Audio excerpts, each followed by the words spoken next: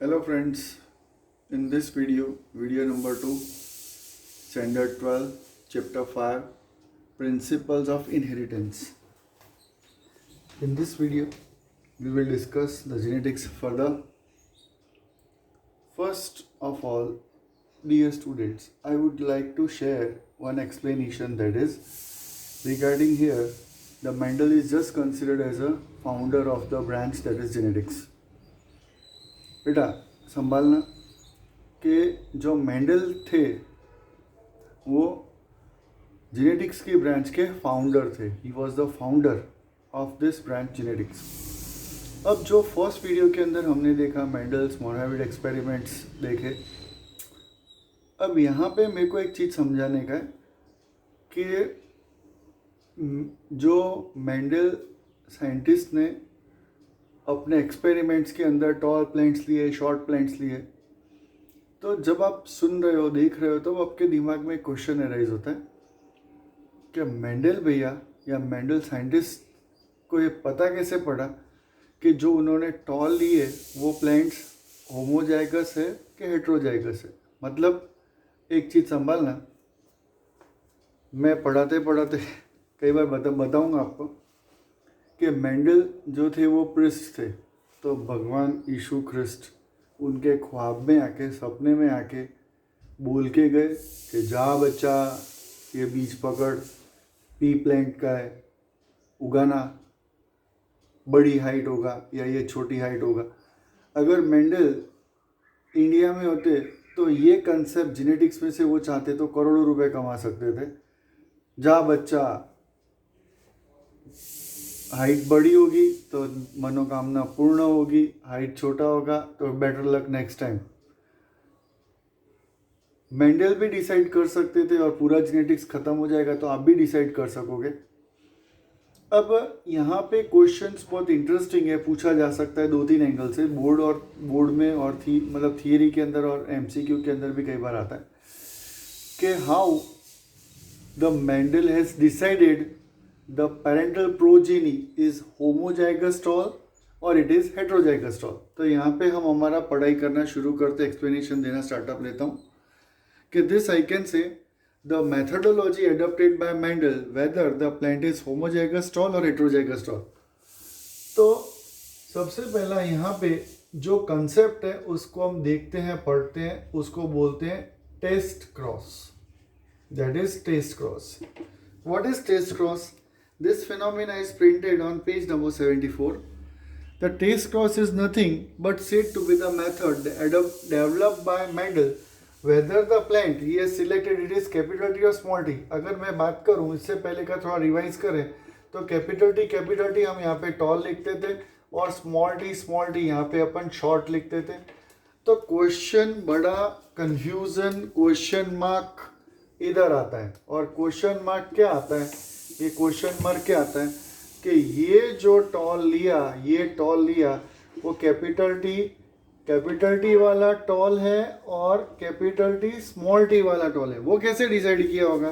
ये दिमाग की घंटी इधर मेंडल भैया की बजी और उन्होंने अपने जो एक्सपेरिमेंट करे उसको हम बोलेंगे that is known as test cross, जो हमको यहाँ पे अभी मैं ट्राई कर रहा हूँ समझाने के लिए. एक चीज़ और समझना बेटा, हमारी बुक के अंदर जो एक्सप्लेनेशन दिया हुआ है इन बुक में, वो जिस तरह से मैं समझा रहा हूँ वैसे नहीं दिया. वो किस तरह से वो बुक का अंडरस्टैंड कर लेने का बता दूंगा. I will try my best level to explain the concepts. अब इधर देखते जा और समझते जा कि जो मेंडल भैया ने टेस्ट क्रॉस की मेथड एडॉप्टेड किया तो उसके लिए मान ले पॉसिबिलिटी कितना है. पॉसिबिलिटी हम बोले कि कैपिटल है कि वो जो प्लांट टॉल है ना वो कैपिटल टी वाला टॉल है. और दूसरी पॉसिबिलिटी क्या आएगा? तो कैपिटल टी स्मॉल टी वाला टॉल है. दोनों को हम जस्ट ट्राई करें अंडरस्टैंड करने के लिए. तो दोनों एक्सपेरिमेंट्स में पेरेंट्स इसको पेरेंट्स कंसिडर कर, तो डबल रिसेसिव फीमेल, अगर इसको मेल फीमेल कोई भी कंसिडर कर सकते हैं, उसके अंदर कोई इतना इश्यू नहीं रहता. मैं अगर इसको मेल कंसिडर करूँ, इसको फीमेल कंसिडर करूँ, whatever the result will be there almost same. अगर मैं यहाँ पे इसके गैमेट्स बनाऊंगा तो कैपिटल टी वाला गैमेट, स्मॉल टी वाला गैमेट और स्मॉल टी वाला गैमेट. अब ध्यान से देखें तो F1 जनरेशन का जीनोटाइप क्या होगा, ये टी इसके साथ जाए तो कैपिटल टी स्मॉल टी, ये टी इसके साथ जाए तो कैपिटल टी स्मॉल टी, ये टी इसके साथ जाए, सॉरी अब ऑल्टरनेट ये वाला ले लेने का तो कैपिटल टी स्मॉल टी, ये टी इसके साथ जाए तो कैपिटल टी स्मॉल टी। तो यहाँ पे अगर देखें तो यहाँ पे हमको 100% genotype capital T small T मिल रहा है, मतलब 100% we can say this is tall plants will be there. There are 100% tall plants will be there. Okay. तो in the case of here capital T small T की अगर अपन बातचीत करें, जिसको मैंने बोला बी पॉसिबिलिटी, अगर इसको अपन डबल रिसेसिव यहाँ पे फीमेल लिखे मेल के साथ क्रॉस करें तो देखे जादू कैसा होता है। जादू देखा ना, याद आ रहा है जादू, कोई मिल गया। ओके अब यहाँ पे देख, यहाँ पे बनेंगे गैमेट्स। तो गैमेट्स में कैपिटल टी वाला गैमेट, स्मॉल टी वाला गैमेट, यहाँ पे स्मॉल टी वाला गैमेट, यहाँ पे स्मॉल टी वाला गैमेट। ये इधर जाएगा तो कैपिटल टी स्मॉल टी, ये गैमेट्स इसके साथ जाएगा तो कैपिटल टी स्मॉल टी। अब देखें तो स्मॉल टी और स्मॉल टी। यहाँ पे F1 जनरेशन की अगर हम दोनों जगह कंपेयर करें बेटा लोग, तो इधर आएंगे टॉल और इधर आएंगे शॉर्ट, और शॉर्ट या ड्वार्फ बोल सकते हो। इनका रेशियो 1:1 या यूँ बोलूँ तो 50% रेस टू 50% में रहेगा। मतलब किंतु परंतु यहाँ पे ध्यान से देख, इधर 100% सबके सब टॉल मिल रहे हैं, इधर फर्स्ट जनरेशन में ही 50% आ रहा है। मतलब रामचंद्र कह गए सिया के ऐसा कलयुग आएगा, वैसे यहाँ पे मेंडल भैया कह गए कि अगर F1 जनरेशन में 50% रेशियो रहे तो डिसीजन लेने का कि ये जो पेरेंट लिया है वो हेटेरोजाइगस है, और अगर F1 जनरेशन में 100% अगर आए तो वहाँ पे समझने का कि जो होमोजाइगस कंडीशन के अंदर पेरेंट्स हैं। The same phenomena it is understood in our book. अब ध्यान से देख ले बेटा, मैं बुक में ओपन करके आपको वो पेज ओपन करके दिखा देता हूँ, समझा देता हूँ, if you could able to see properly. ये वही हमारा ही बुक है, पेज नंबर 75 है। इसके ऊपर मैंने ये कैपिटल टी स्मॉल टी लेके समझाया, क्योंकि इससे आगे के जो कंसेप्ट है अपन कैपिटल टी स्मॉल टी लेके ही समझ रहे हैं। वही चीज़ यहाँ पे सेम टू सेम पैटर्न में सिखाया हुआ है। आपको यहाँ पे अगर यूँ हाथ रख दो तो लेफ्ट साइड की पॉसिबिलिटी रहेगा होमोजाइगस, अपन बोले तो वायलेट, तो कैपिटल डब्ल्यू होमोजाइगस वायलेट, और यहाँ पे होमोजाइगस रिसेसिव वाइट के साथ करें तो F1 जनरेशन में पुनेट स्क्वायर की मेथड से देखें तो यहाँ पे हमको 100% सारे के सारे बॉक्सेस के अंदर आपको वायलेट फ्लावर्स मिल रहे हैं। अगर मैं ये हाथ यूँ रखूँगा तो राइट हैंड साइड का सिचुएशन क्या शो करने का ट्राई कर रहे हैं कि कैपिटल डब्ल्यू स्मॉल डब्ल्यू, मतलब ये हेट्रोजाइगस अगर वायलेट होगा तो उनका क्रॉस अगर अपन होमोजाइगस के साथ कराएंगे, मतलब ये वाला सिचुएशन, ये सेम टू सेम कंसेप्ट अगर यहाँ पे बुक रख के देखूँ, पॉज करके देखो तो आपको पता पड़ जाएगा कि ये लाइन कंसिडर कर सकते हो।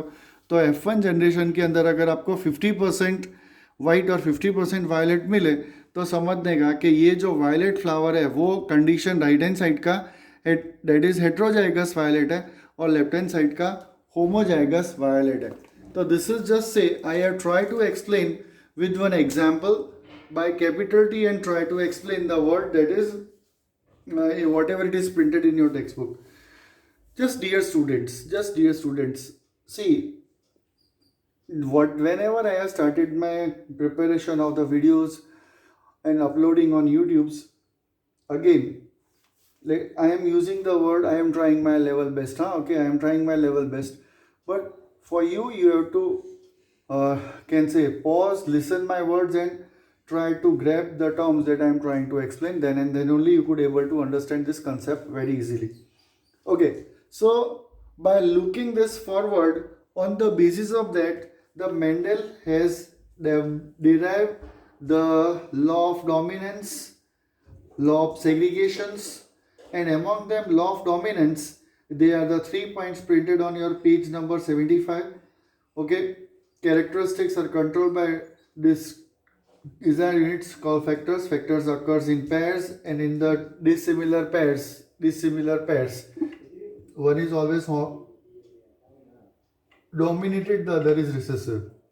जिसको समझने के लिए मैंने वर्ड यूज़ किया था, आपको याद आए तो, वो था कि अगर गृहस्थी अच्छे से जिंदा रहनी हुए तो मियाँ बोले तो बीवी सुन ले, बीवी बोले तो मियाँ सुन ले, गृहस्थी अच्छे से बीत जाएगी। ये कंसेप्ट मैंने बोला था। और इसके ऊपर एक कंसेप्ट आया जो नेक्स्ट है, that is known as law of segregation और law of purity of gametes. तो लॉ ऑफ सेग्रीगेशन जो कंसेप्ट है, that is law of segregation, that is segregation. This is also considered, or this is law of purity of gametes. Okay, अब बच्चा लोग एक चीज देखना समझना कि यहाँ पे law of segregation, law of purity of gametes, law of okay, Mendel जो साइंटिस्ट हुए, मेंडल साइंटिस्ट, उन्होंने बहुत सारे मतलब मेनली 3 या 4 लॉज का डिराइव करें, और उन लॉ में से law of dominance, law of purity of gametes और लॉ ऑफ सेग्रीगेशन हियर। तो all the laws whatever it has developed by Mendel has occurred, or different scientists have given their own ideas and challenges.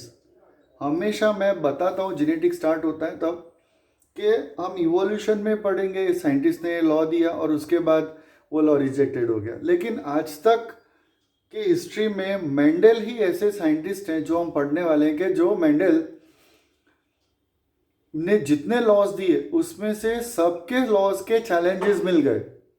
लेकिन इसका मतलब ये नहीं है कि Mendel के लॉज गलत हैं। आज की डेट में आप सेम प्लांट्स के ऊपर अगर एक्सपेरिमेंट करो तो आपको सेम लॉज मिल रहे हैं, मिलेंगे, सेम रिजल्ट्स मिलेंगे। ओके, लेकिन मेंडल ये कॉम्पिटिटिव एग्जाम में पूछा हुआ है कि which law of Mendel up to now it is don't have any challenge, वो उसका एक भी चैलेंज नहीं मिला, that is known as law of purity of gametes और लॉ ऑफ सेग्रीगेशन। ये क्या है वो समझना।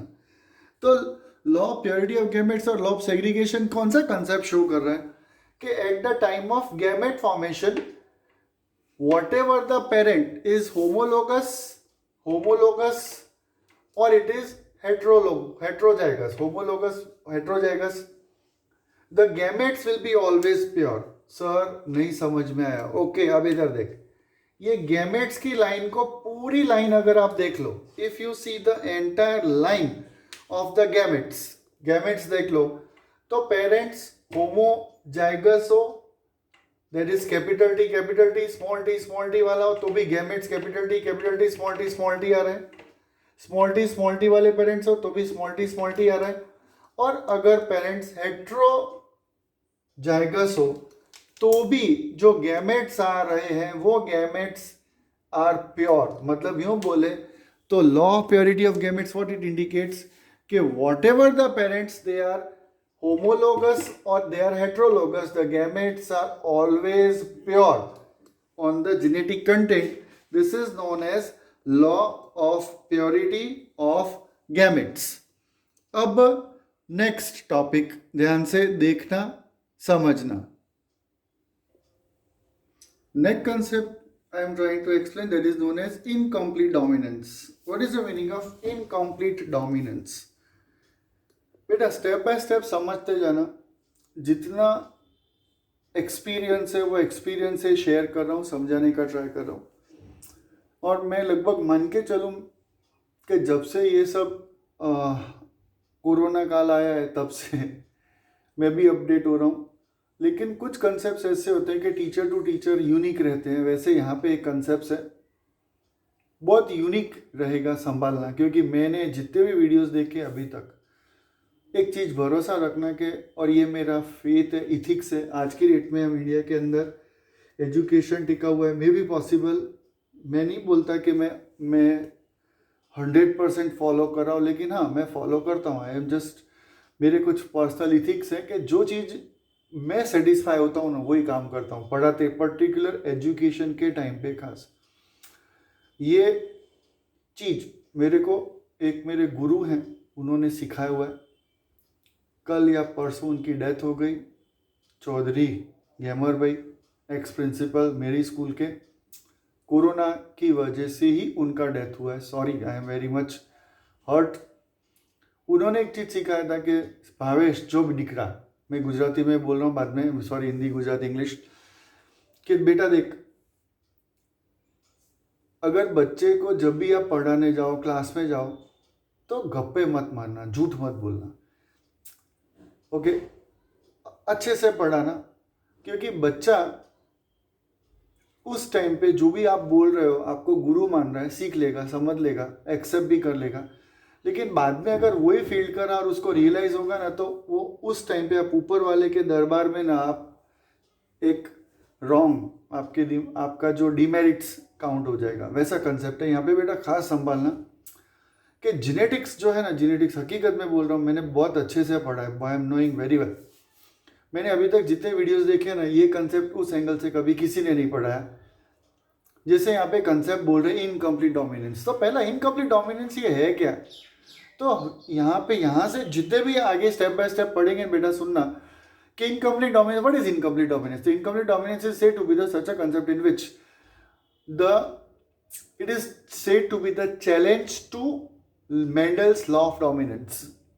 बराबर, challenge to law of dominance मतलब हर एक लॉज को समझने के लिए मैंने जैसे बोला इनकम्प्लीट डोमिनेंस मतलब क्या, इनकम्प्लीट डोमिनेंस खुद ही बोल रहा है कि I am the challenge to law of dominance. ऐसे हर एक लॉज के चैलेंजेस हैं except one, that is law of purity of gametes के अभी तक कोई चैलेंज नहीं आया। अब बेटा यहाँ पे देख, इनकम्प्लीट डोमिनेंस जो है वो लॉ ऑफ डोमिनेंस का चैलेंज किस तरह से है, तो कौन से साइंटिस्ट हैं वो हमको नहीं पता, हमारी बुक में भी प्रिंटेड नहीं है। और प्रिफरेबल मैं ऐसा चाहता हूँ कि पहला बुक को रिफर कर बेटा, बुक पढ़, बुक के अंदर से 90% क्वेश्चन नीट में बुक में से ही आते हैं, बाकी की बातचीत बाद में देखते रहना।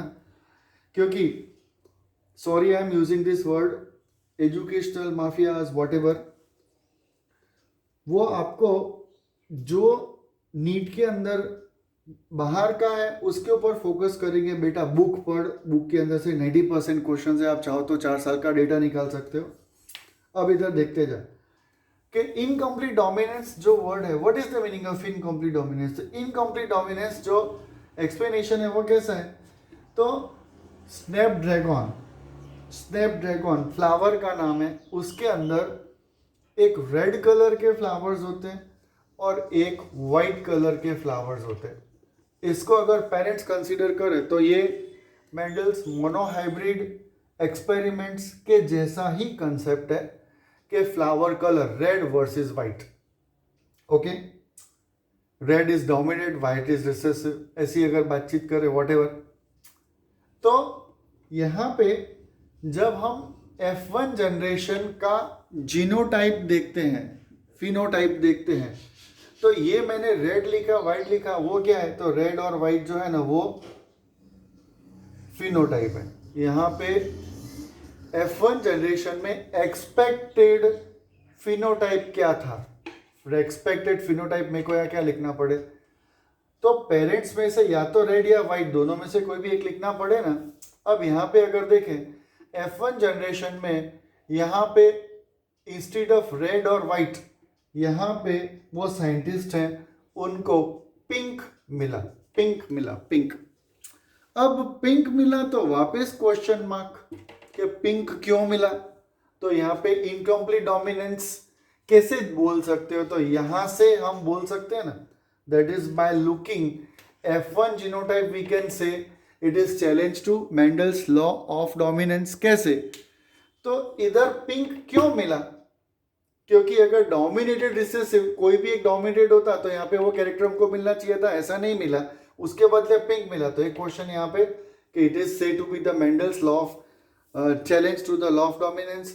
जब F2 जनरेशन देखा गया तो F2 जनरेशन्स के अंदर जो प्लांट्स मिले वहां पे वो प्लांट्स रेड भी मिले, पिंक भी फ्लावर्ड मिले और वाइट भी मिले। अब ये कैसे मिले उसके लिए हमको जीनोटाइप देखना पड़े। ओके, वापस जो टर्म्स मैं बोल रहा हूं वो टर्म्स कंसेप्चुअल समझने के लिए देखना। रेड और वाइट, ओके, समझने के लिए मैं एक्स्ट्रा टर्म्स यहाँ पे कैपिटल आर और कैपिटल आर लिख रहा हूं, वाइट के लिए कैपिटल डब्ल्यू लिख रहा हूं। ओके, अब आर और डब्ल्यू, अगर यहाँ पे मैं गैमेट्स की बातचीत करूं तो कैपिटल आर वाला गैमेट, कैपिटल आर वाला गैमेट, कैपिटल डब्ल्यू वाला गैमेट, कैपिटल डब्ल्यू वाला गैमेट।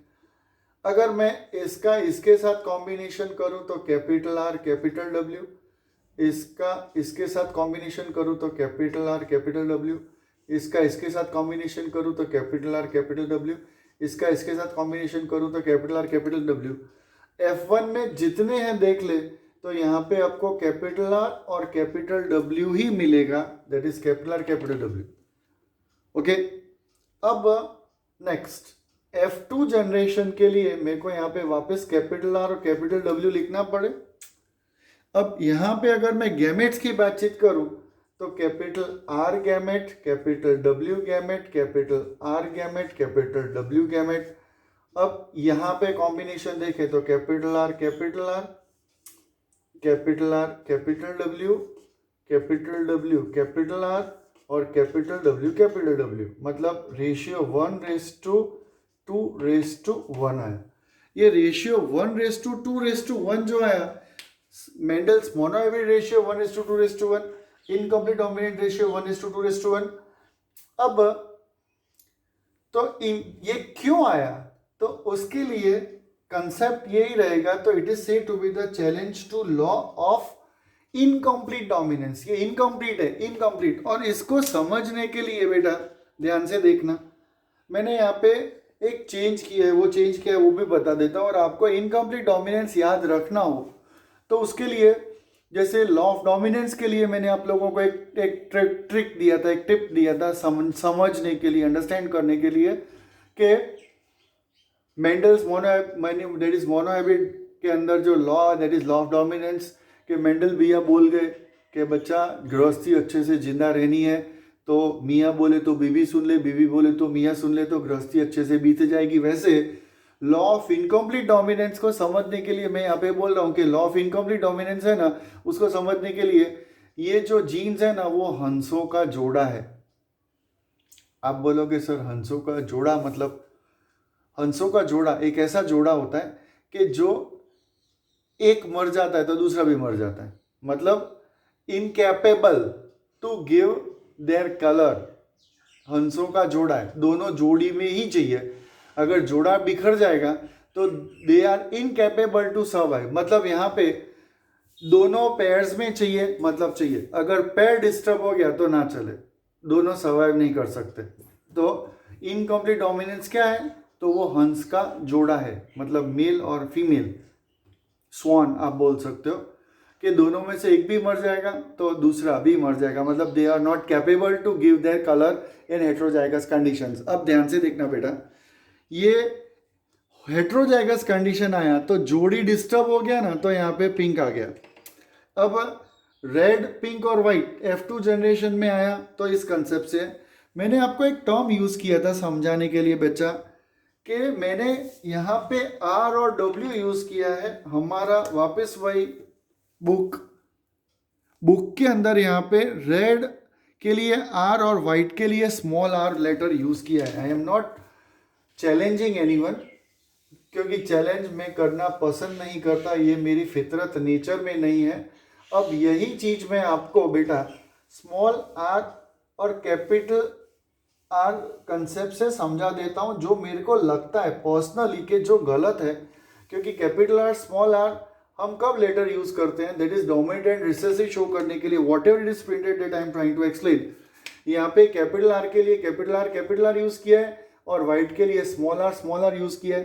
अगर हम यहाँ पे गैमेट्स कंस्ट्रक्शन की बात करें तो capital R gamete, capital R gamete, small R gamete, small R gamete, और यहाँ पे इसके साथ जाए तो कैपिटल आर स्मॉल आर, ये इसके साथ जाए तो कैपिटल आर स्मॉल आर, इसके साथ जाए तो कैपिटल आर स्मॉल आर, और इसके साथ जाए तो कैपिटल आर स्मॉल आर। मतलब हेट्रोजाइगस कंडीशन है, बात वही की वही है। In heterozygous condition they don't able to give the colour that is pink. लेकिन मैं इसके अगेंस्ट में क्यों हूँ? क्योंकि हम आगे जेनेटिक्स के अंदर लॉ पढ़ने वाले हैं कि the symbol is given capital for the dominate character, small is given for the recessive character. वो जो रूल्स है उसको ये ब्रेक कर रहा है, इसलिए मैंने ओन वे से समझाने का ट्राई किया। और यूँ भी यूट्यूब तो परमिशन देता है कि आप अपने ओन वे से, ओन लिटरेचर से बातचीत कर सकते हो। जैसे मैं भी मानता हूँ कि यूट्यूब के ऊपर सारी चीज़ें सही अच्छा नहीं होता, आपको उसको क्रॉस चेक कर सकते हो। ये मैं जो भी स्टेटमेंट्स बोल रहा हूँ उसको क्रॉस चेक कर सकते हो। अगर किसी न किसी बुक में जैसे मैंने आपको बोला वो वैसे कंसेप्ट में भी समझने का आपको तो वैसे समझ लो तो दैट इज़ बेटर। और जहाँ पे मेरे को एक्स्ट्रा लगेगा वहाँ पे मैं एक्स्ट्रा कंसेप्ट से समझा दूंगा। तो यहाँ पे capital R small R pink और capital R small R pink की अगर मैं बात कर रहा हूँ तो अब देखना बेटा, यहाँ पे जब गैमेट्स बनेंगे तो कैपिटल आर वाला गैमेट, स्मॉल आर वाला गैमेट, कैपिटल आर वाला गैमेट, स्मॉल आर वाला गैमेट। अब यहाँ पे देखें तो capital R, capital R, capital R small R, small R capital R, और small R, small R 1:2:1 same concept है, कोई फर्क नहीं, कोई चैलेंज नहीं। ओके, तो बेटा ये दो है, दोनों वे से मैंने आपको समझाने का ट्राई किया। इनकम्प्लीट डोमिनेंस पेज नंबर 76 के लास्ट में मोस्ट इंपॉर्टेंट लिखा है द मॉडिफाई एलएलई, मतलब heterozygous condition allele, the normal less efficient enzyme और नॉन फंक्शनल एंजाइम और नो एंजाइम एट ऑल, ये बातचीत है। अब बेटा ये capital R small R, capital R small R, small R small R, ये जो है मैं यहाँ पे एक चीज समझाने का ट्राई करूं कि ये जो कंसेप्ट मैंने दो अलग अलग एंगल से समझाने का ट्राई किया, ट्राई टू अंडरस्टैंड दिस। अगर आपको वीडियो अच्छा लगा हो तो शेयर लाइक कर देना, सब्सक्राइब कर देना, व्हाटएवर। ओके, ये मैं नहीं बोलता क्योंकि आपको अच्छा लगेगा तब बोलने वाले, नहीं अच्छा लगेगा व्हाटएवर सिचुएशन। अब जो बोल रहा हूँ ध्यान से सुनना कि जो स्टेप बाय स्टेप मैं एक्सप्लेन करते जाता हूँ उसकी एक फर्स्ट क्लास एक नोट बनाते जाना, तो आपके पास एक मस्त डेटा तैयार होगा और वो आपको यूजफुल होगा। Got it clear? तो ऐसे जो कंसेप्चुअल समझाने का ट्राई कर रहा हूँ, be prepare for that. Thank you. Next video में quickly I will try my level best to record as quick as possible. Thank you बेटा, बाय।